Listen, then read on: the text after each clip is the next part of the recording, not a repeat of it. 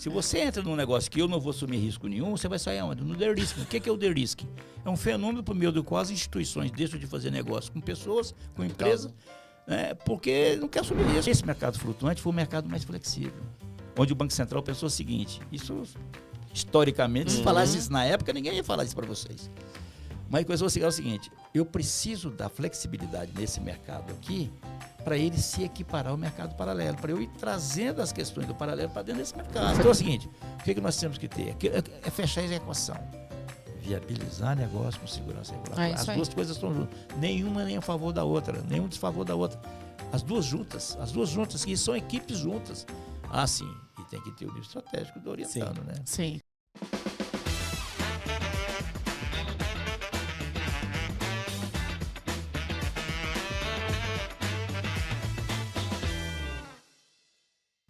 Hello! Sejam todos muito bem-vindos e muito bem-vindas ao seu primeiro podcast exclusivamente sobre câmbio, o Câmbio Desligo. Eu sou a Roberta Folgueral. Eu sou o Evandro Cassiano. E eu sou o Geraldo Magela. E mais respeito, por favor, porque hoje, além de estarmos com o Geraldo Magela, você não está vendo, mas temos uma plateia atrás das câmeras, que é todo o staff de seguranças, assessores, gente, lógico. porque não é qualquer pessoa, né? Desculpa aí, né? Se quiser mandar um beijo atrás das câmeras, beijo pra você aí. Beijo. Vamos lá, então, por favor, faça as honras da casa e apresente para quem ainda não conhece Geraldo Magela. Tem quem não conheça, hein? Tem os Olha, novatos do câmbio, tem os novatos do câmbio. A gente tem uma galera ingressante no mercado. É verdade, Roberta. Ele é o Geraldo Magela Siqueira, administrador, pós-graduado pela Universidade de Brasília, funcionário aposentado do Banco Central do Brasil com 38 anos de trabalho dedicado. 38 anos e 32 só na área de câmbio e capitais internacionais.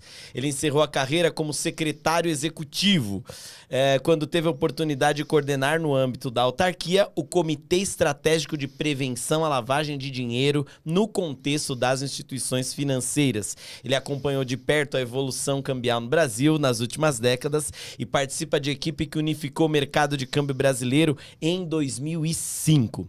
Foi presidente e membro do Comitê de Riscos do BNDES nos mandatos de 2018 a 20, constituído na forma da resolução. Ele é presidente do Conselho da GMS, coordenador de conteúdo dos treinamentos da Escola Virtual GMS, e ele é escritor. E essa aqui eu preciso fazer um adendo, viu? Eu já entrei em sala de pelo menos 3 CEO de banco ou corretora, tá lá na cabeceira dele o livro, que é o livro Câmbio e Capitais Internacionais, o Relacionamento Financeiro do Brasil com o Exterior, de 2016, pela editora Aduaneiras.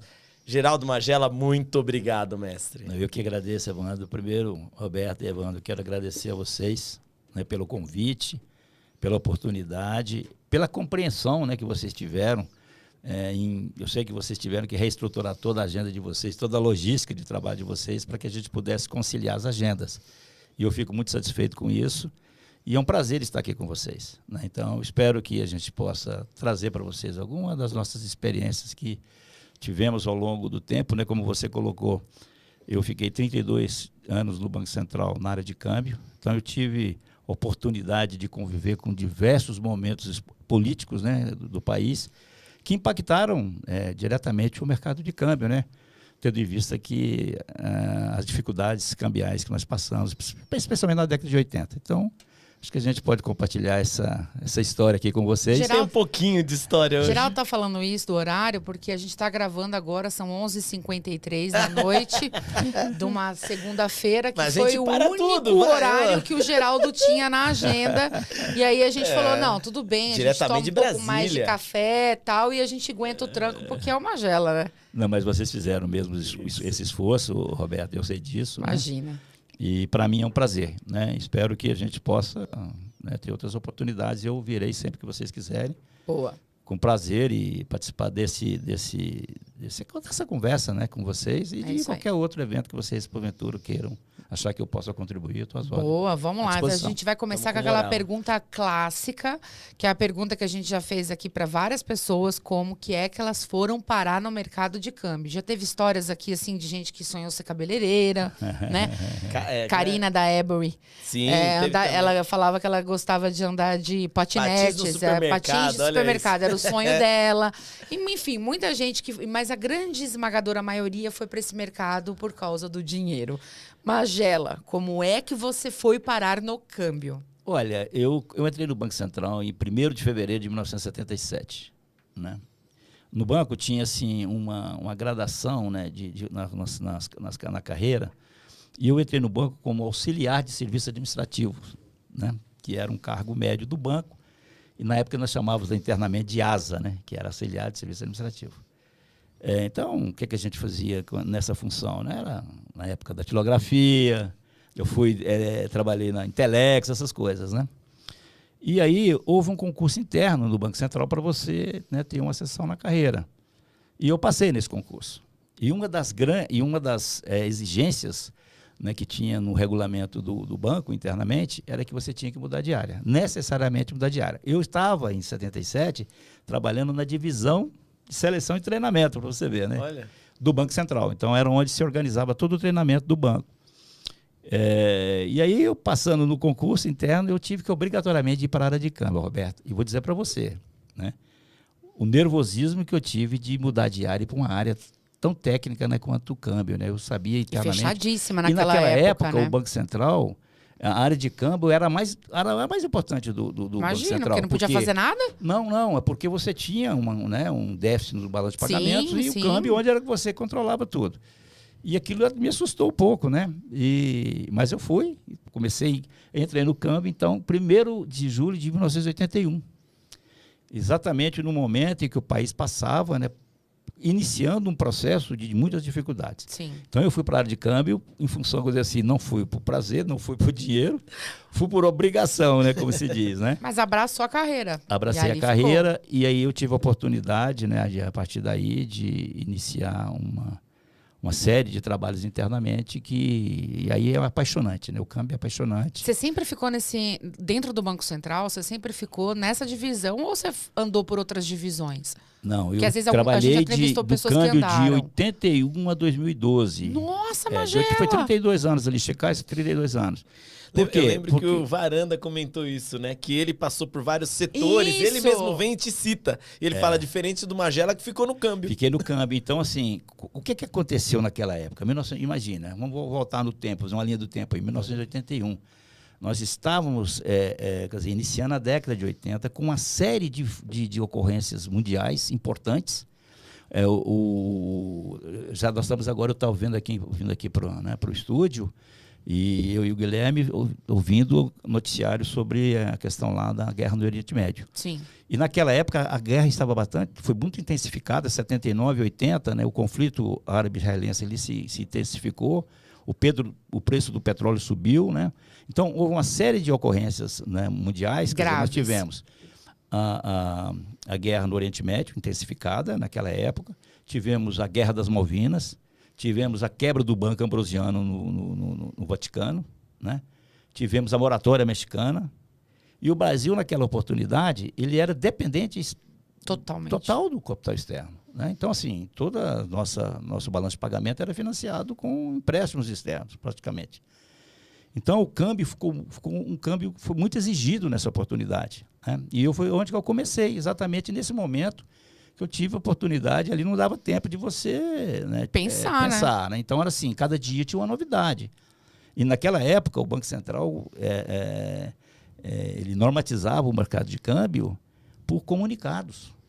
Então, não tinha assim, nós vamos fazer uma circular, levar para a diretoria do Banco Central, levar para o Conselho Monetário Nacional para tomar a decisão. Não, nós soltávamos comunicados. Então, assim, a gente soltava 3, 4 comunicados por dia, dependendo da situação do momento. Nossa. A gente gerenciava o mercado de câmbio por minuto. Por minuto. É o que acontecia no mercado, a gente vinha, soltava uma norma. Então, eu tive a oportunidade de conviver com isso. E isso foi muito enriquecedor. Sim. Porque deu a oportunidade de você aprender e de você estar no momento de tomar decisões. Na virada do negócio, né? E aí, respondendo a sua pergunta, Roberta, que como é que foi isso? Dentro do banco, então, eu entrei no banco como asa, passei por uma função que se chamava técnico básico, que era uma função já de nível superior. E aí, a partir daí, eu tive oportunidades de passar por diversas funções comissionadas no banco. Eu fiquei, de 81 até 2012, 2013, início de 2013, eu tive a oportunidade de passar por todas as funções comissionadas do banco. Então, eu fui assistente, fui coordenador, fui chefe de divisão, fui chefe de departamento, fui chefe adjunto de departamento e fui chefe de departamento. Aí depois, em 2012, eu fui convidado pelo Tombini para assumir a secretaria executiva, que é a função comissionada mais alta do banco. Porque acima disso só diretor, e aí pode ser do banco, como pode ser também externo. Então, assim, eu tive a oportunidade de passar por diversas funções internamente e, assim, convivendo com todas as mudanças organizacionais, estruturas que houve, né, nesse período todo. E, cara, pensando nesse contexto, Magela, de que você viu a mudança no olho do furacão. Sim. Você consegue pensar, assim, nas principais mudanças que você assistiu? Porque agora a gente também está vivendo um turbilhão de mudanças, né? Roberta, olha o seguinte, eu assim, é uma coisa que eu vejo hoje, eu fui a semana passada num evento onde se discutia, né, estava discutindo a lei cambial, né?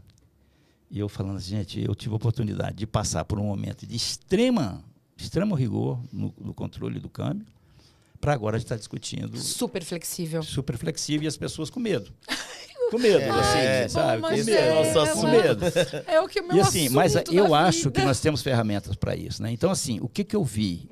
Eu vou contar uma história aqui para te refletir simbolicamente o que foi daquela época com agora. Isso no início da década de 80, quer dizer, tudo bem que parece um longo tempo, mas do ponto de vista histórico é um curto curtíssimo.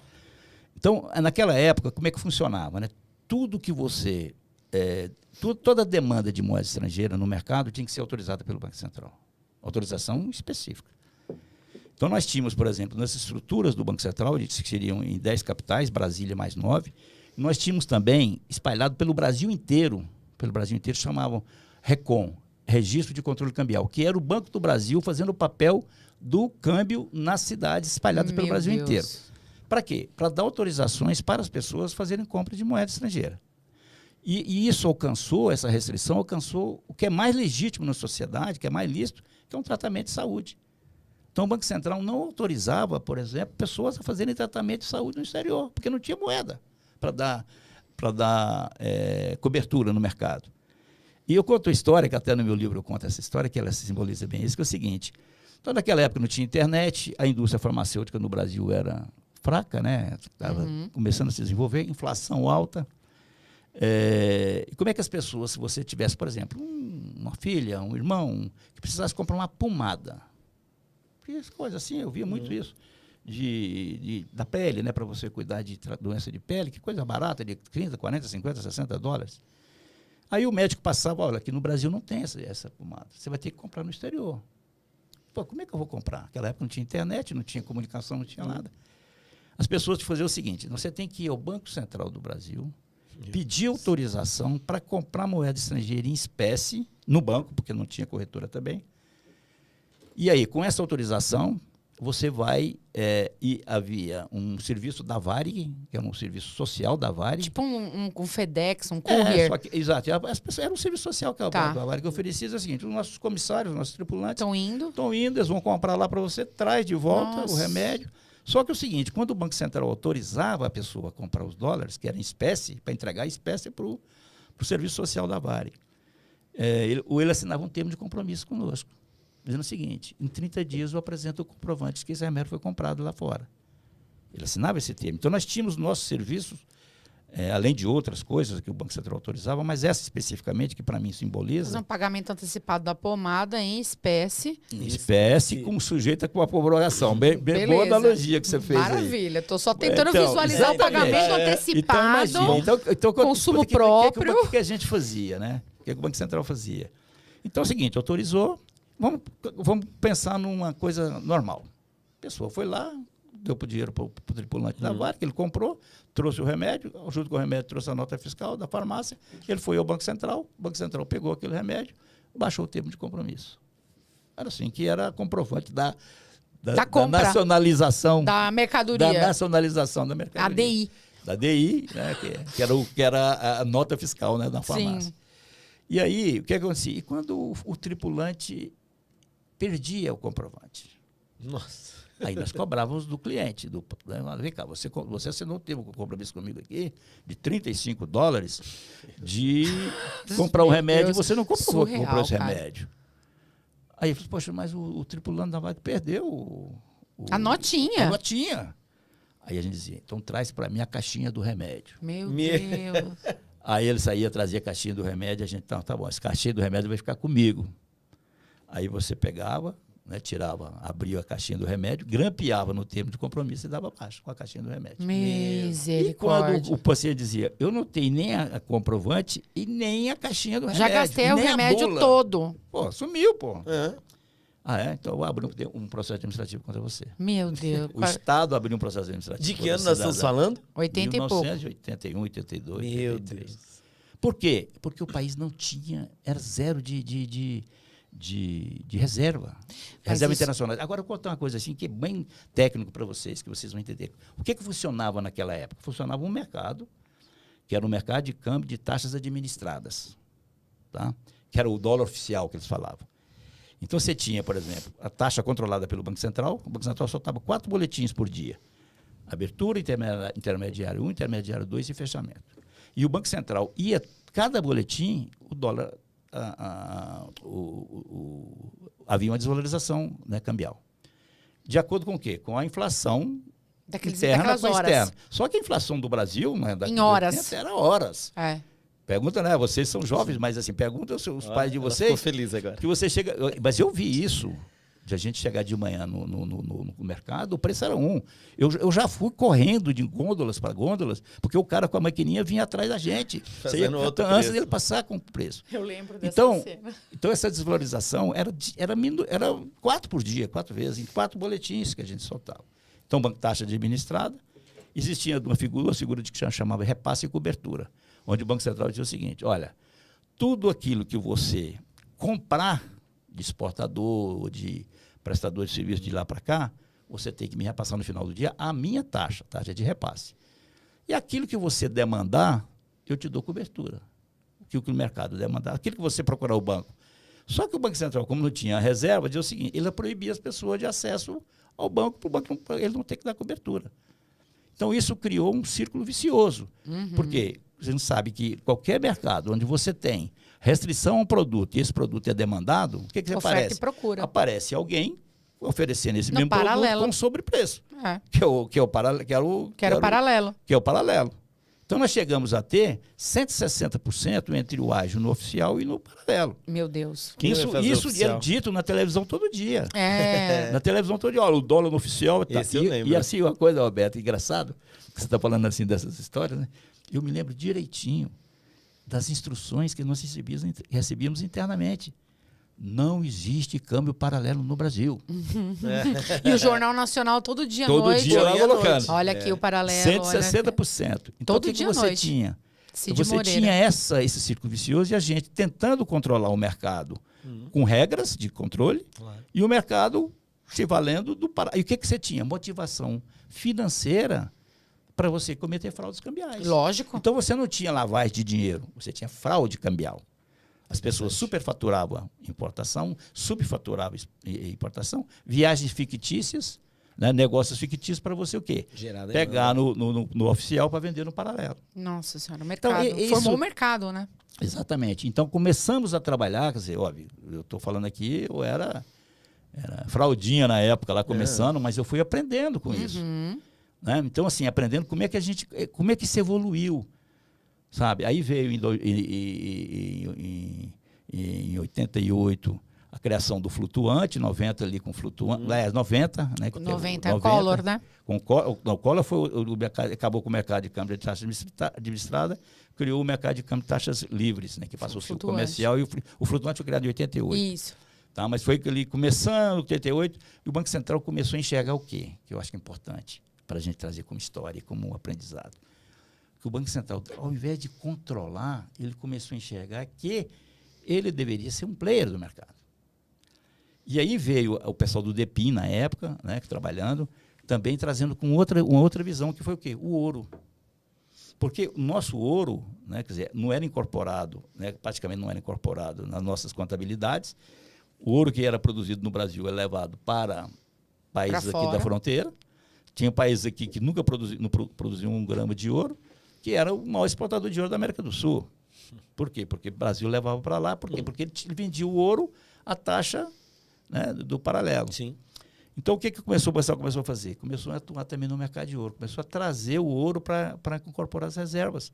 E aí começou a dar compensação em ouro. Então, por exemplo, alguém que tinha que fazer um investimento lá fora, que quisesse comprar dólar, como a gente não autorizava, não, você me traz ouro por esse valor que eu compenso com a moeda para você fazer. Isso explica exportação de joias e pedras semi-preciosas também foi outra coisa. Começou os exportadores, o Banco Central dá a cobertura ao preço do oficial para ele comprar joia no mercado. E daí isso explica por que as circulares do Banco Central, o ouro e o câmbio sempre tiveram muito juntos, né?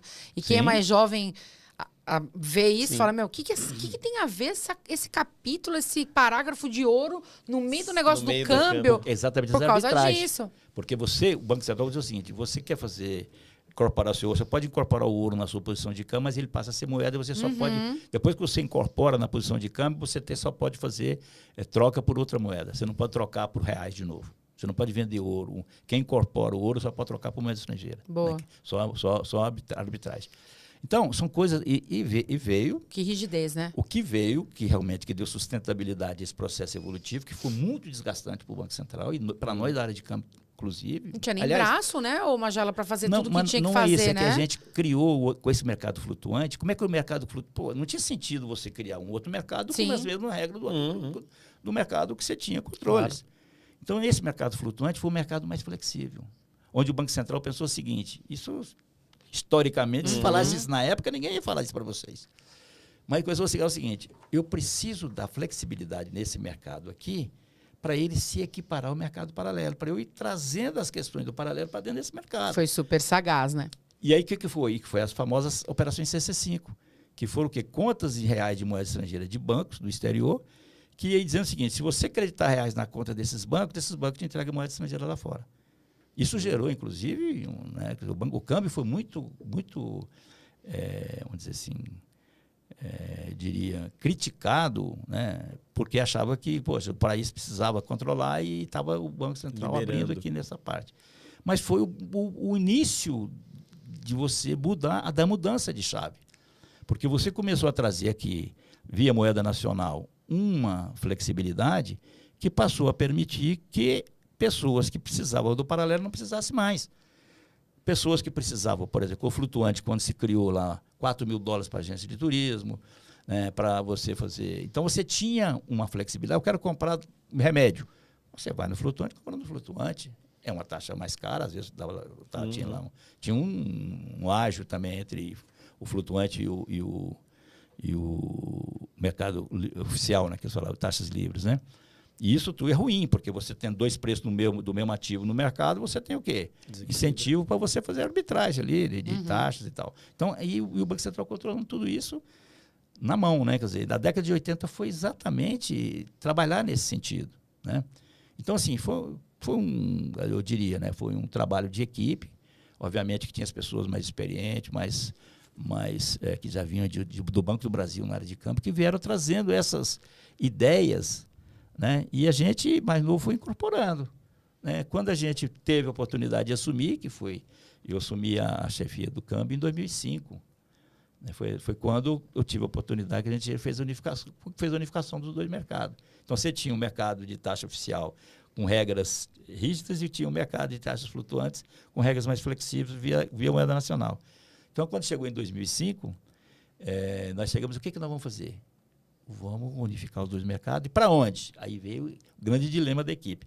Nós vamos para o mercado oficial de taxas livres ou vamos para o mercado flutuante? Fizemos um trabalho, eu me lembro assim, que a gente ficou no banco trabalhando sábado e domingo. E chegamos à conclusão, a equipe chegou à conclusão que nós tínhamos que ir para o lado do flutuante. Nós tínhamos que começar a tirar as entraves do câmbio. E também sofrendo pressão, sofrendo críticas, porque você estava querendo acabar com os controles cambiais. Até hoje eu ouço no mercado, eu quero as vinculações do contrato de câmbio. Quero falar sobre isso. Quero falar sobre isso. Exato. Entende? Então, assim, o que aconteceu? Se a gente começar a ver a evolução do câmbio, 2005 foi um marco. Putz, 2005 tem a ver com a RMCCI? É quando muda a CNC, exatamente, morre a CNC. Que a gente criou, acabou com a CNC e criou a MCC.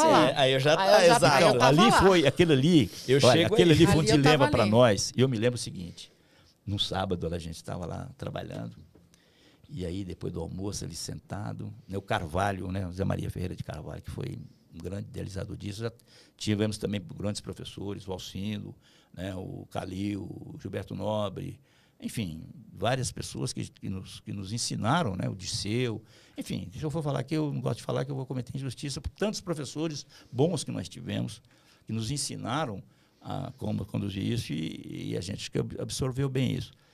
Então, assim, a partir daí a gente começou a trabalhar com outra visão, com outra diretriz, com outro pensamento. 2006, saiu a Lei 11.371, que acabou com a cobertura cambial obrigatória da exportação, que também já não tinha mais sentido, porque as pessoas podiam botar disponibilidade lá fora. Então, assim, não pode usar, né? Não pode usar, o exportador tem que trazer para depois pagar a importação, quer dizer, não, paga de lá mesmo. Aí você vai ver que, pega para você ver os números do mercado de comércio exterior a partir de 2006. Não, estouraram. Né? E assim, o que foi, assim, o que eu queria contar de inusitado nisso, que foi o seguinte, nesse sábado lá que nós decidimos isso, falou assim, porque a gente falou assim, vou fazer o seguinte, para isso continua tendo autorização. Né? E para isso, aí pode ir no mercado. Aí nós começamos a discutir, gente, entre nós mesmos ali, não tem sentido nenhum. Pedir autorização. Que autorização? Vamos acabar com as autorizações. Não tem mais autorização. Né? E aí acabamos com as autorizações. Naquela época tinha autorização de frete. Se vocês quiserem, eu conto também aqui, que é uma coisa que... Né? Então é o seguinte, quando a gente acabou, que soltou aquela coisa no mercado, as pessoas ligando para o banco. Uhum. Não, vocês fizeram isso, não preciso mais de autorização. Onde está a pegadinha? E as pessoas ficaram com medo. Né? Então, assim, por quê? Porque você foi passando, em vez de você trabalhar por procedimentos e por autorização, onde o Banco Central já te dava o conforto para os agentes do mercado, não, nós vamos começar a trabalhar por princípios. Principiologia. A norma vai ser mais principiológica. Sim. E aí as pessoas se assustaram. Ainda estão, viu? Assusta até hoje. Eu gostaria que voltasse lá atrás. A vinculação da DI. A vinculação da DI. Que não tem sentido nenhum. Não, então, assinatura do contrato de câmbio. Quero falar sobre isso. Eu tenho uma sensação que eu venho dividindo aqui com algumas pessoas a respeito disso, né? Porque eu converso com as instituições financeiras e eu vejo a pessoa fazendo um controle que aí eu falo, mas você está fazendo esse controle por quê, né? Por que você está pedindo isso para o cliente? Não, porque tem que pedir, né? Pagamento antecipado. Falei, mas aonde que na Carta Circular 4001 fala que você tem que pedir isso que você está pedindo? Em todos os parágrafos, ele não tem um rol taxativo de quais são os documentos. Ele fala para você que você tem que adotar todas as medidas para coibir, evitar, prevenir a lavagem de dinheiro, tralá. Você tem outras medidas que você pode para não gerar menos fricção com o cliente. Você pode ver essa informação aqui, aquela ali, formar uma BR mais confortável para você eliminar processo que não tem nada, Peter Drucker, né? Não tem nada mais imbecil do que você fazer muito bem uma coisa inútil. Você está fazendo muito bem um controle inútil. E a gente escuta a instituição financeira falar, pois eu queria logo que viesse uma fiscalização do Bacen, porque eu tenho certeza que ele vai pedir as DIs. Magela, eu acho que esse pessoal ainda está na vibe antes dos anos 90. Parece que não acreditando na flexibilização do Bacen. Eu acho que são duas coisas que você coloca aí. Né? Primeiro tem uma questão cambial, tem outra questão da lavagem de dinheiro, da prevenção da lavagem de dinheiro. Né? Do ponto de vista cambial, se você pegar as normas de câmbio, realmente ela diz lá, olha, é livre. É livre. A negociação do contrato de câmbio. Mas ela diz lá, você pode até dispensar documento desde que você esteja assegurado do risco que você está assumindo. E por outras meios, então, o que nós temos que focar? Nós temos que focar o seguinte, no meu entendimento, tá?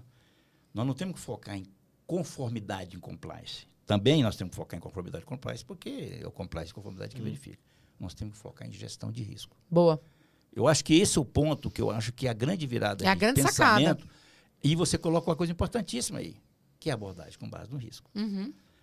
O que acontece quando você estabelece um procedimento de abordagem com base no risco? Você tem a oportunidade de trazer o princípio da proporcionalidade a seu favor. É lógico. e não contra você. Sim. Então, o que você tem que ter? Primeiro, no meu entendimento, você tem que ter uma boa política de conhecer o seu cliente. Uma boa política de classificação do risco do cliente. Porque, a partir daí, você proporcionaliza, nem sei se o termo adequado é esse, mas você traz procedimentos proporcionais ao risco que você identificou. Exato. Então, por exemplo, no meu entendimento, o princípio da abordagem de risco te dá essa flexibilidade. E eu posso até assumir, dizendo o seguinte, olha, eu vou exigir a comprovação da importação, do registro da DI nas minhas importações. Mas eu aplico aqui o princípio com abordagem no risco, com base no risco. Então é o seguinte, se é um cliente que eu classifiquei originalmente como de alto risco, então eu vou exigir 100% desses registros. Isso aí. Desse cliente que eu cliquei de alto risco. Isso aí. Por quê? O que é um cliente de alto risco? Um cliente, por exemplo, uma empresa constituída há 6 meses, que não tem tradição nenhuma no comércio exterior, que está numa zona de fronteira. Está lá na carta circular. Que tem PEP na sua composição societária. Trabalha com dual goods, mercadorias com dupla utilização. A contraparte no exterior é um país sancionado. É um país sancionado. Está lá na 4001. Isso aqui é alto risco. Pede tudo e mais um pouco. Está lá na 4001. Isso aqui eu posso pedir tudo e mais um pouco. Eu acho até que tem que pedir mais. Tem que pedir o exame do pezinho. Agora, se é médio risco, é uma empresa que eu tenho que... Então, você é o seguinte... Faço comprovação por amostragem. Lógico. Faço por amostragem, semestralmente, trimestralmente. Sabe? Mas, Jale, você tem tecnologia hoje para isso. De baixo risco, eu posso pedir normalmente. Agora, isso é um entendimento filosófico. Tá? Eu não sei como é que o Banco Central está tratando esses casos. Como você diz, olha, o Banco Central vem, obviamente que as instituições têm que seguir as orientações do supervisor. Sim. Mas eu estou trabalhando aqui com o princípio da abordagem com base no risco. Isso. Que é lógico para mim, não só para isso, como qualquer outra coisa. Não, mas eu acompanhei. Porque é o seguinte, pagamento antecipado de importação é uma operação de risco. Sei de outras que acho que até mais risco que tem. Por exemplo, fretes internacionais. Adoro. Né? Fretes. Ai, adoro. Poxa, fretes, são operações legítimas, mas são operações que podem dar condições de as pessoas usarem de forma indevida. Sim, a própria distinção do frete e do profit. Não quero pagar imposto, vou agora, você vai fazer o seguinte, não vou fazer operação Sim. com agente de carga? Não dá. Vou fazer. Eu vou estabelecer o meu escritório. É um cliente de alto risco, a natureza do negócio é alto risco. Vou verificar, vou fazer visita. Outra coisa, para minimizar essa questão você tem outros instrumentos. Você tem, primeiro, o relatório de visita para mim é importante. Sim. Né? Você sabe o seguinte, essa pessoa é importadora, ela é uma tradicional, ela faz câmbio, mas ela traz mercadoria que eu estou vendo no pátio dela. E você tem tecnologia para fazer isso hoje. Tem tecnologia. Tem uma centena de empresas que trabalham com isso, mas você tem tecnologia para você ver, utilizando fontes públicas de dados, com uma margem de erro de 5%, 7%. Eu acompanhei um banco que é cliente nosso lá, tá? Então, a requisição do Bacen é absurda, mais de 12 mil DIs, eles desesperados, arrancando o cabelo. Pô, esse é o maior cliente do banco e a gente não vai causar fricção, porque a gente já pediu, o cliente não sabe. Eu peço para ele a DI, ele não sabe que DI que está naquele contrato, não consegue ligar o Lé com CRE. Bom, tá aqui a ferramenta está mostrando que esse cara embarca mesmo, é esse volume mesmo, é essa mercadoria desse país, não é PEP, tá tudo certo. Todas as várias combinações de tecnologia chegaram a essa conclusão. Mas tem uma margem de erro de 5%. Tá, então vamos te pedir 5% das DIs. Pô, 5% o cliente entregou em uma semana. Me ajuda a responder com fonte tecnológica isso que está vindo aqui do Bacen, Roberta? Ajudo. E foi tudo bem.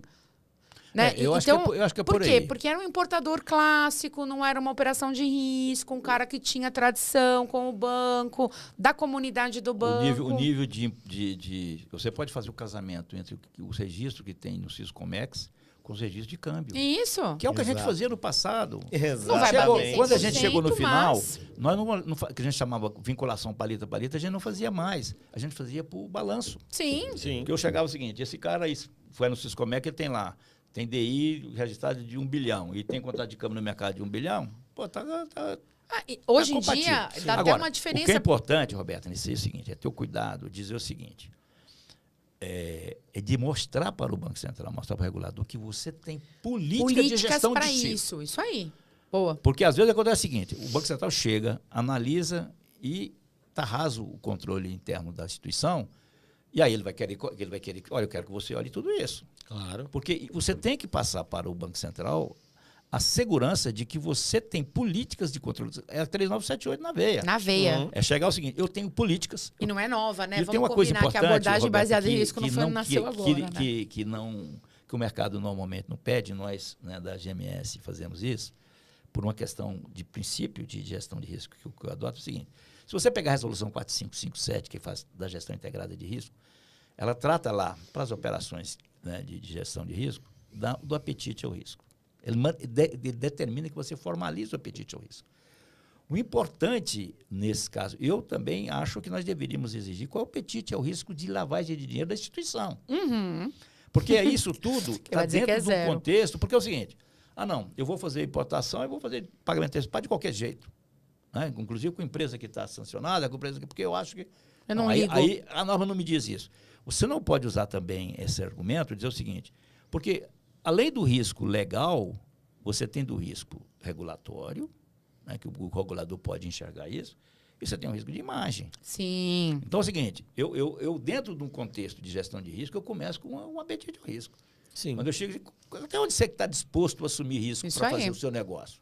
Você quer fazer risco, uma operação de risco, de importação, com empresa constituída há 6 meses? Quero. É legítimo? Qual o limite do apetite ao risco? O limite do apetite ao risco é o limite legal legislatório. Então é o seguinte, se você quer fazer uma operação com uma empresa que foi constituída ontem, fazer um pagamento antecipado, você pode? Pode. Aliás, eu sempre digo, né, igual o primeiro emprego também. Se o cara também pegou lá um registro no Siscomex e não pode, ninguém quer fazer operação com ele. Ele nunca vai conseguir sair da... Agora, você tem que ter seus cuidados. Isso aí. É uma empresa que começou ontem, o meu limite operacional vai ser menor. Vamos esperar ele desembaraçar a primeira. É isso aí. Então você tem política de gestão de risco. Eu acho que isso que a gente tem que pensar e mostrar para o regulador, e aí é importante que se envolva a Abracam, Febraban, BBC, para mostrar para o regulador que é um pensamento de mercado. Isso aí. Você não pode dizer o seguinte, eu tenho um apetite ao risco de passar por cima disso, porque não está escrito na norma, então eu vou... Não, você não pode alegar... Você está enfrentando... Porque se você pegar, Roberta, no GAFI, que eu sempre gosto, né? Eu digo o seguinte, eu aprendi a trabalhar com 3 fundamentos, né? Com 3 princípios, né? Primeiro é o seguinte, que eu falei, na gênese do problema, né? Onde que esse problema começou, né? Ter referências legais e regulatórias e ter uma visão sistêmica. Então, se você pegar, por exemplo, lá no GAFI, olha lá, por exemplo, comércio exterior. O GAFI considera hoje comércio exterior como uma tipologia de lavagem. Ele considerava antes só o sistema financeiro e trânsito de moeda em espécie. Hoje ele coloca lá o comércio exterior.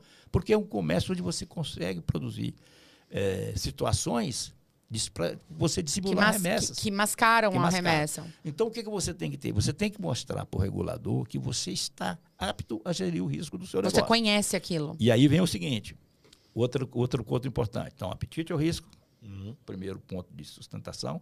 O segundo é avaliação interna de risco. Qual é o meu risco, o risco do meu negócio? Quando eu chego à conclusão que o meu risco de negócio é alto, eu não estou dizendo que eu estou propenso a lavar dinheiro. Eu estou dizendo o seguinte, eu trabalho no mercado de câmbio. Câmbio o crime de lavar dinheiro é um crime transnacional, onde as pessoas movimentam recursos entre pessoas, países, com países sancionados, inclusive. Então é o seguinte, o meu negócio, né, o produto que eu trabalho é de alto risco. Aí depois você ainda vai ver lá, né, o parceiro, se você tem correspondente ou não tem. Então, assim, são uma série de fatores de risco que você tem que mostrar para o regulador que você os conhece. Você eu conheço domina. esses fatores de risco, identifico, eu classifiquei meu risco como risco alto. Eu tenho meu ferramentas. risco inerente é alto. O que é que eu vou fazer? Eu vou agora trabalhar nos meus controles internos para transformar o risco residual baixo. Isso aí. E mostrar para o regulador que você faz isso. Eu domino. Não é porque eu estou lidando no mercado de frete, por exemplo, que a gente sabe que é o de maior risco, que eu não possa trabalhar se eu domino. Eu sei o que é o documento, eu tenho ferramentas, eu consigo comprovar, eu trabalho com isso, eu vou fazer. Roberto, sem fazer, faço direito. Qual o produto de maior risco que tem no mercado de câmbio hoje, né? Assim, falando hoje. Nossa Senhora. Agora acho que o IFX, o cripto, o que é um deles. Mas para mim, o maior risco, para mim, é operação com banknotes.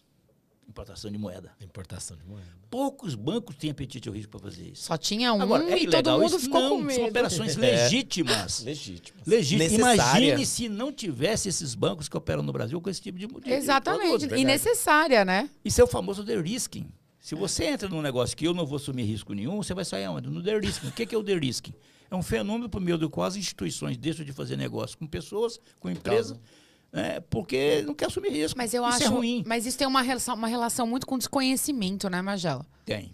É que eu estou dizendo, você tem que ter, é por isso que eu digo, né? É o desconhecimento. A gente tem que ter, eu sempre faço uma relação. Eu gosto de criar frases, né? Assim, tem uma que eu vou te falar que eu pensei hoje, quando eu estava me arrumando para vir para cá, que você não sabe, eu uso, é sua e eu dou os créditos. Fala, depois eu vou ver se é a mesma. Não, eu digo assim, quando eu me aposentei, que vim para o mercado, né? Aí eu tomei um choque. Por quê? Porque eu trabalhava como regulador. Então, para mim era o seguinte, olha, não faça isso aí, não pode fazer.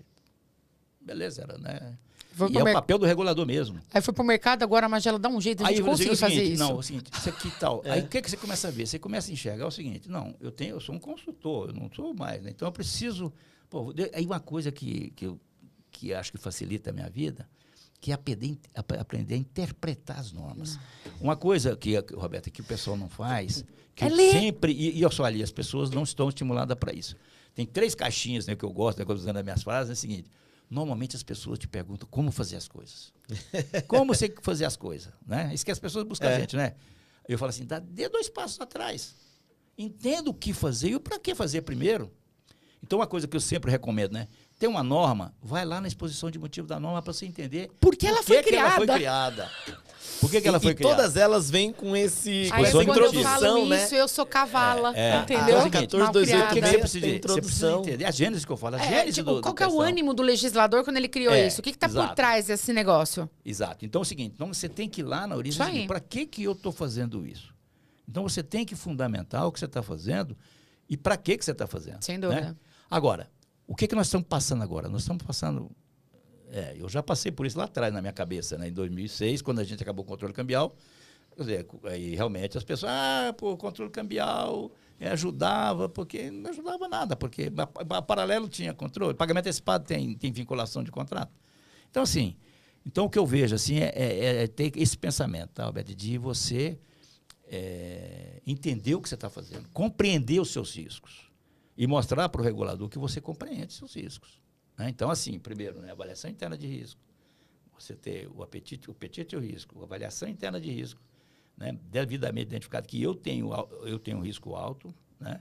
E aí, uma política que seja compatível com esses dois. Aliás, tem uma dúvida, né, que o pessoal deu no mercado, e a gente tem o nosso ciclo aqui, né, a nossa esteira de PLD, né? Que eu sempre acho o seguinte, a avaliação interna de risco é antes, apetite de risco é antes da política. Porque às vezes a pessoa, vamos escrever a política para depois escrever a avaliação interna. Para mim é o contrário. Como é que eu vou escrever uma política se eu não identifiquei meu risco? Não sei até onde eu quero ir. Então é o seguinte, a primeira coisa que eu faço é a avaliação interna de risco. Né? E aí sim, você escreve uma política de PLD compatível com o risco que você está colocando, e aí vem os manuais. E aí vem 2 coisas que eu acho importantes, né, que dando esse ciclo aí. Né? Então seria apetite ao risco, avaliação interna de risco, políticas e manuais, aí vem controles, é o mecanismo de acompanhamento e controle. Os meus controles estão efetuando, tem que ter as linhas de defesa funcionando. Né? E aí, o comercial fazendo o papel dele na primeira linha, no bom KYC, entrevista, ninguém entende que eles fazem parte do risco. Isso é importante. Quem é que sabe mais, quem é que tem condições mais de identificar o risco? É o cara, é o comercial, é a primeira linha. Claro. E como é que ele vai ser sensibilizado? Aí vem uma frase, né, que você falou, que eu chego nisso aí. Vou soltar a sua. Que é o seguinte, que foi o choque quando eu vim no mercado, que eu pedi o seguinte, o que eu pensava? E é normal isso, tá? Normal. Que é o seguinte, segurança regulatória. Eu chegava no meu discurso todo de segurança regulatória. Você tem que cumprir as normas, tem que cumprir sim, claro que tem que cumprir 100% as normas. Okay. Mas tem outro lado, que é a viabilidade de negócio. Então, eu digo o seguinte, o que é o grande desafio nosso, como consultores, como agente do mercado? Fechar essa equação. Essa era uma viabilizar negócios com segurança regulatória. Aí vem o ponto que a Roberta levantou. A briga do comercial e compliance. Não tem que existir. Eu digo sempre também das frases que vem na sequência, né, que eu digo.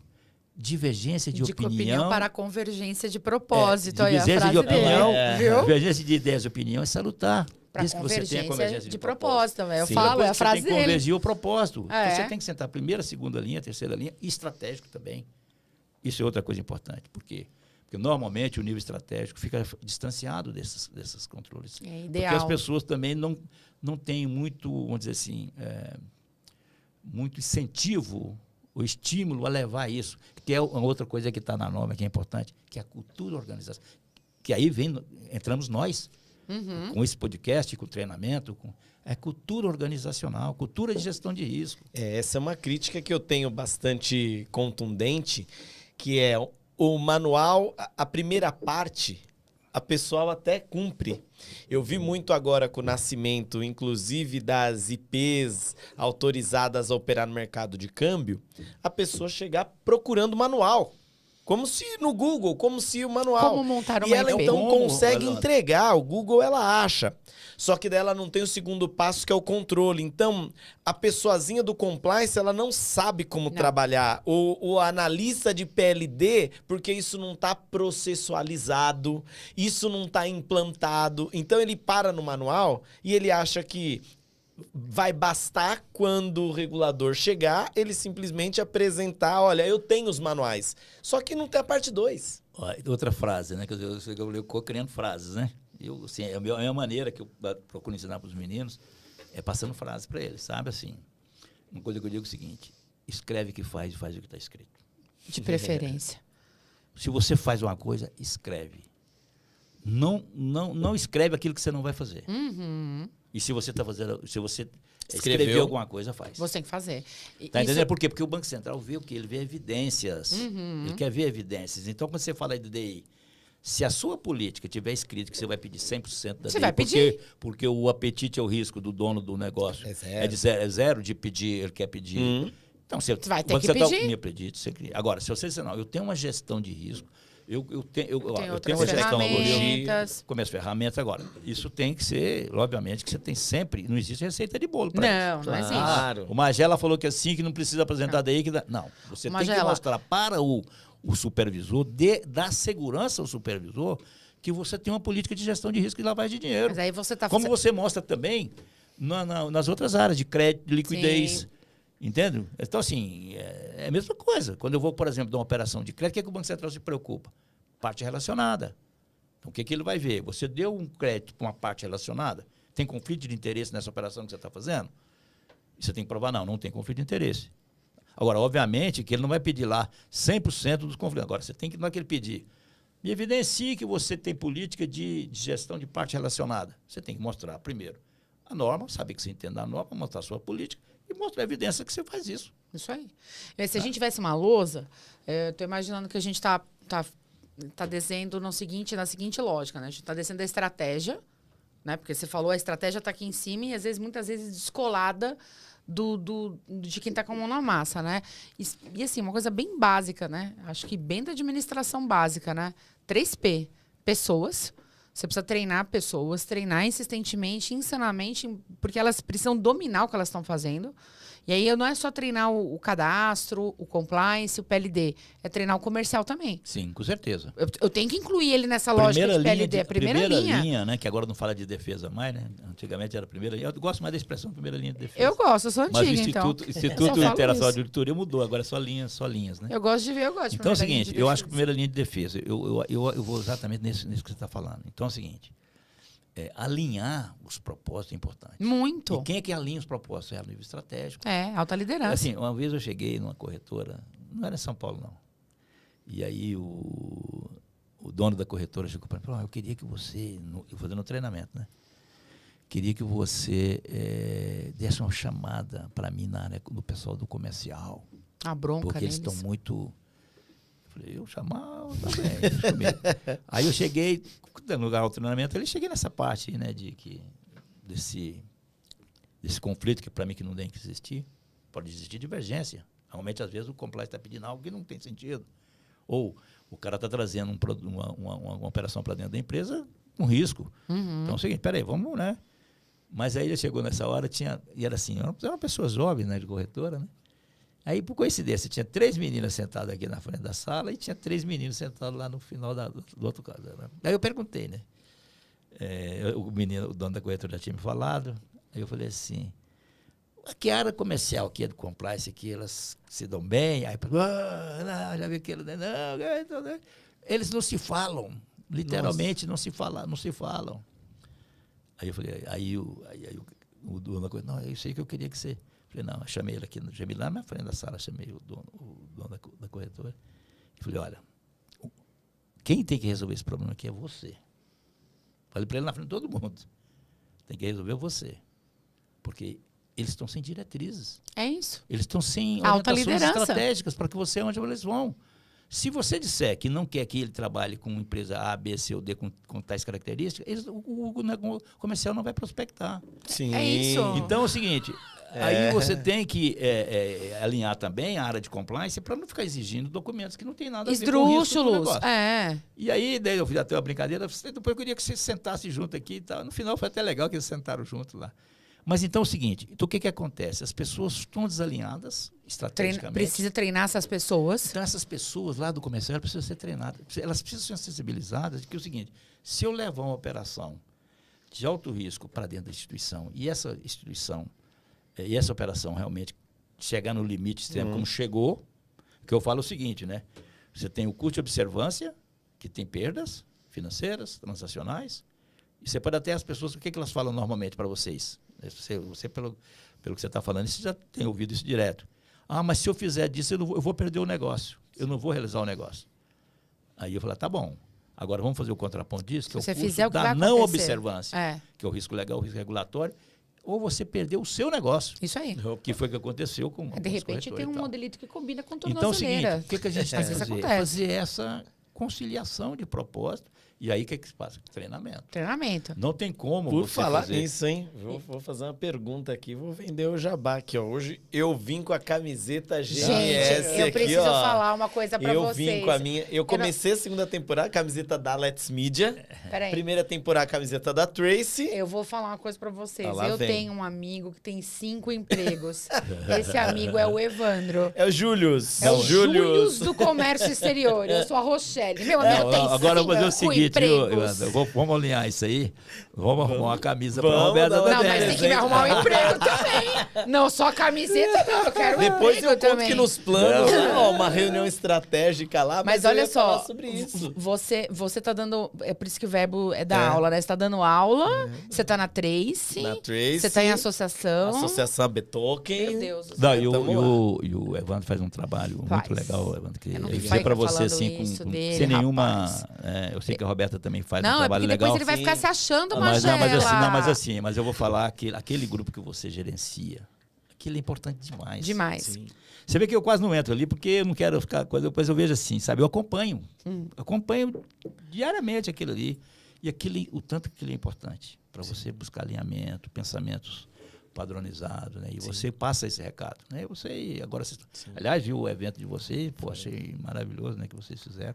Boa. Então, assim, acho que esse é o trabalho nosso. E na GMS você tá... E aí, viu, eu queria que você falasse da GMS. Eu acho que nós temos que começar a pensar na primeira linha. Você sabe quando eu fui lá, quando eu aposentei, que eu fui escrever o livro? E aí quem estava vivo ainda era o Lunardi, né? O Lunardi que me levou lá. Quem não teve aula com o Lunardi tem uma coisa muito errada, então, né? E aí ele trabalha mais de 10 anos nesse mercado. Na Aduaneiras, né? Na Aduaneiras. Eu falei, Ângelo, sabe o que está faltando no mercado? E não tem? A gente pode até pensar em fazer isso. Sem. Quer um curso para o cliente. Não tem curso para o cliente? Não. E agora a norma pede, né? Que você eduque ele. Você tem, exatamente. Então, e os clientes que são OEA... Às vezes você pega...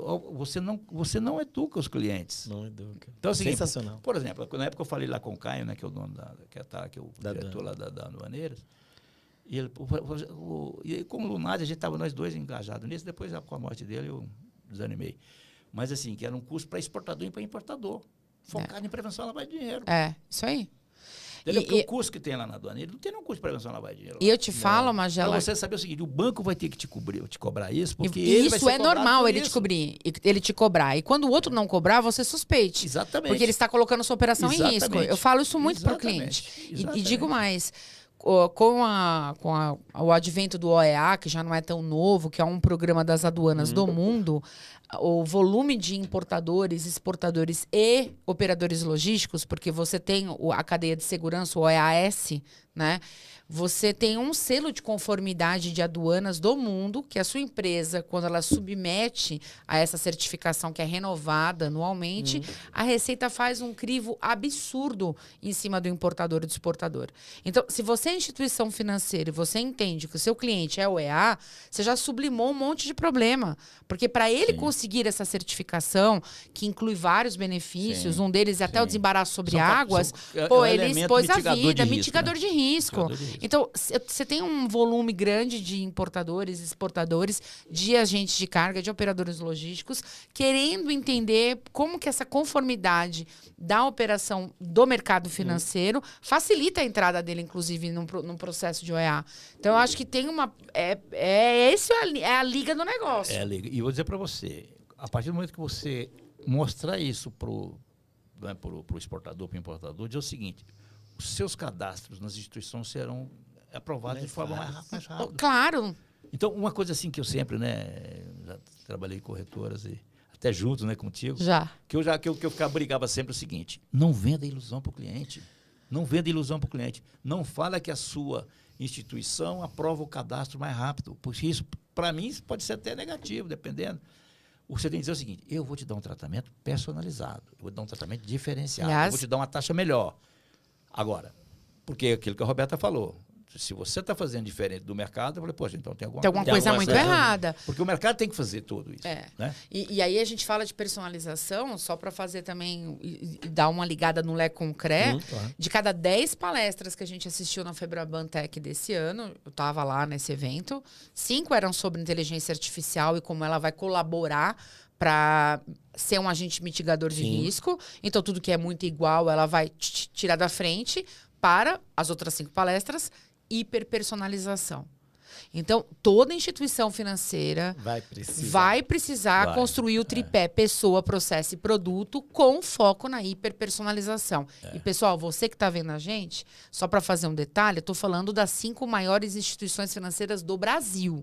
Sim. Então, não eram instituições disruptivas, com uma cabeça muito, do croque, alargador de orelha, maluca, do cabelo pintado. Não. Eram as 5 maiores instituições do país, com palestras lotadas, falando da necessidade de como que esses bancos estão olhando para o processo de hiperpersonalização. Lógico, quando a gente fala em hiperpersonalização, você tem uma tendência de achar que você não vai escalar, porque você não vai ter tecnologia. E aí, as outras 5 palestras, das 10 que a gente viu, IA, vai falar de inteligência artificial e dessa combinação de fatores humano mais tecnologia, né? Um não vai tirar o outro, mas vai deixar o humano com um olhar mais diferenciado naquilo que a tecnologia pode fazer em massa, que nunca vai mudar, entendeu? Sim. E lá na GMS, você está hoje fazendo treinamento, Magela. Treinamento. Chicote, forca, tipo de como é que é a tortura? Assim, a gente tem, inclusive, anunciando para vocês aqui, a gente tem uma plataforma nova, né? O Evandro está lá com 2 treinamentos, né? Tá com investimento e você vai virar meu chefe um dia. Ele tem o Carlos Eduardo, o Caduzinho. Eu tenho um curso lá de... O xerife? Xerifinha. Meu colega de pós, o xerife. O Gilberto. Gilberto o Vônei, um abraço, Vônei, uma avaliação interna de risco. O Vônei, ele fala que para mim que ele é da audiência aí. Um abraço, Vônei. Um abraço, esperamos você aqui. Quero ver ele compartilhar esse episódio falando, fui citado neste episódio. Abraço, Vônei, Gilberto Nascimento. E assim, a gente está aí com essa plataforma e nova, né? GMS Perspectiva, contato... GMSperspectiva.com. Não falei que tinha. Eu não te falei que tinha assessoria? Você não está acreditando. Não corta, não, viu? E assim, inclusive, a gente deve ter novidade agora esse mês, final do mês aí. Nós fizemos o curso para correspondentes. Boa, mercado que precisa de capacitação. Então, muito. E assim, que tá na linha, né, Roberta, que você colocou, que eu acho isso importante, gente, sabe? Por isso que eu digo que a gente tem que entender as 3 caixinhas: o que, o para quê e o como. Isso aí. Porque o mercado ele é muito ávido por como. Ele só quer o como. Por quê? Muito imediatista. Porque ele quer o seguinte: como é que eu vou fazer amanhã? Rápido. E tá certo isso. Tá certo, não estou dizendo, sabe? Mas se a gente não tiver os fundamentos, os conceitos enraizados e, sabe, para dar sustentação a tudo que a gente vai fazer, eu vejo agora, por exemplo, né, a discussão de FX, né, que você falou, FX e apostas, e não sei o quê. Né? Então é o seguinte, poxa, se a gente tem o fundamento dos conceitos de prevenção à lavagem de dinheiro, se a gente tem o fundamento de conceito de financiamento do terrorismo, se a gente tem o fundamento das regras de fundamento legal, econômica, né, fundamentação econômica legal, do câmbio, eu tenho os conceitos, os pilares básicos. Acabou. Agora, é operação de risco? É operação de altíssimo risco. O produto é de alto risco. É isso, pessoa, processo, produto, não sai dessa... É um tripézinho. Agora, bom, tem como dar errado. Eu tenho que entender? O que o governo está legislando? O que está a preocupação? O que é razoável? Qual a razoabilidade do negócio? Né? Tem negócios que não são razoáveis. Tem negócios que são razoáveis. O volume é alto, mas, poxa, é razoável. E outra coisa, né? Sempre vai avaliando o risco de imagem. Por quê? Porque é um produto que entra numa discussão muito grande na mídia, e aí você realmente tem que saber lidar com isso. O de imagem tem sido esquecido nós estamos vendo aí pessoas mas famosas. daí o Ministério Público e a Polícia Federal lembram a então, pessoa. Assim, é algo assim que tem que estar na onde? Na gestão de risco. É isso aí. Você tem que chegar, né, as pessoas que de compliance, controles internos. Primeiro, esse ponto que a Roberta falou é fundamental. Por isso que eu acho que, né, em termos de consultores, que nós devemos fazer o seguinte: nós precisamos focar na primeira linha de defesa. Precisamos treinar a primeira linha, estabelecer uma cultura, organização, para que ele possa ser um parceiro nosso. O comercial, nenhuma instituição se sustenta se não tiver o comercial funcionando. E ele tem que jogar a favor, não contra o compliance. Agora, tem que trazer o seguinte, agora, você tem que ter sensível o seguinte: se você fizer um negócio que for ruim para a instituição do ponto de vista de regulatório, você perdeu seu emprego. Você pode perder o emprego. Simples. E outra coisa, o mercado sabe o que aconteceu, né? Você sabe... Quem é fulano que estava lá. Então é o seguinte, o que nós temos que ter? É fechar a equação. Viabilizar negócio com segurança regulatória. As duas coisas estão juntas. Nenhuma nem a favor da outra, nenhum desfavor da outra. As duas juntas, que são equipes juntas. Sim. E tem que ter o nível estratégico do orientando, né? Sim. Aí vem, Roberto, a terceira linha, que é importante. É importante também você ter, que é um mecanismo de acompanhamento e controle, e você ter o quê? Você tem uma auditoria. Uma auditoria que funcione. Sim. Não que escreva o que eu quero que ela escreva. Não escreva o que eu quero. Tem que ser autônoma e independente. Autônoma e independente, exatamente. Ela tem, por quê? Porque a auditoria, ela tem o benefício de ter ações prévias ao regulador. Porque se o regulador chegar, ele vai... É bem mais barato, né? O dele é com um processo. É muito mais barato. Então é o seguinte, e outra coisa também que é importante, né, que é a avaliação de efetividade. A avaliação de efetividade é diferente de controles. Controles você verifica processo. Os processos estão sendo feitos e se os processos estão alinhados com o objetivo estratégico da instituição. Com alta liderança. Efetividade é para saber o seguinte: o que eu estou fazendo tem efetividade? Tem resultado? Entrega o controle? Entrega... Estou tendo um custo absurdo. Para quê? Eu monitorei mil operações. Para quê? 999 eu verifiquei uma a uma. Uma que eu deixei de olhar foi a que o cara lavou dinheiro. Então, custo enorme e efetividade zero. Então, tem que ter essa, sabe, avaliação interna lá na ponta do iniciando e avaliação de efetividade na outra ponta e o ciclo passando por tudo isso, a esteira, né? Ponto a ponto. E olha, e por fim, não menos importante, eu vou dar o meu depoimento aqui, né? A minha carreira profissional dentro do mercado financeiro tá certo, eu sou advogada de formação, então sim, eu tenho facilidade para ler a legislação, ir lá na exposição de motivos, interpretar, eu gosto, não tem problema nenhum. Mas dentro do mercado financeiro, onde eu fui por causa do dinheiro, eu sempre me saí super bem no comercial, mas foi um divisor de águas quando eu dominei o compliance. Porque daí não tinha um cliente que eu não conseguisse identificar que o cliente estava de picaretagem, então eu não queria meu nome atrelado àquilo. Nunca. Eu levei clientes, esse eu quero comunicar ao COAF. Bati lá na porta, ele está assediando, não deu certo, está assediando aqui, está assediando ali.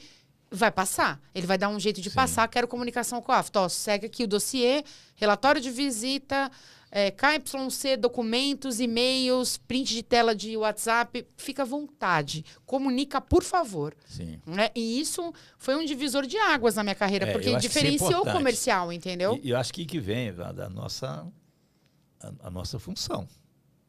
Né? Eu sei que é difícil isso, tá?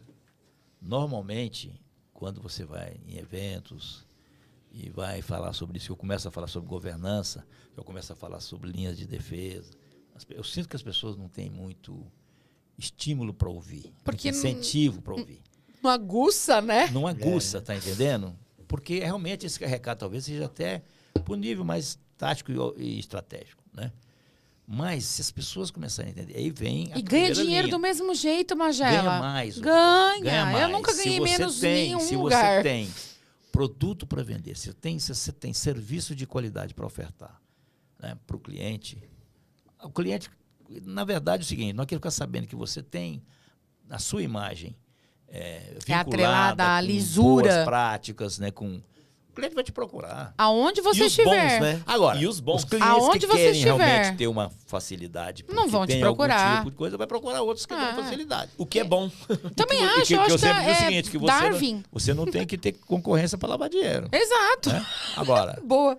você não tem que ter concorrência para lavar dinheiro. O fulano está fazendo, deixa ele fazer. Cada um com seu não vou concorrer com ele. Eu numa ocasião de uma reunião bem tensa, e que me fizeram uma proposta absurda, eu levantei da mesa, bem arrumada, né? Porque eu não estava assim, desse jeito que eu gravo podcast, estava vestida, né, adequadamente. Estava vestida de comercial? Tava, de diretora, de gestora. Diretora. Aí eu levantei e falei assim, olha bem pra mim.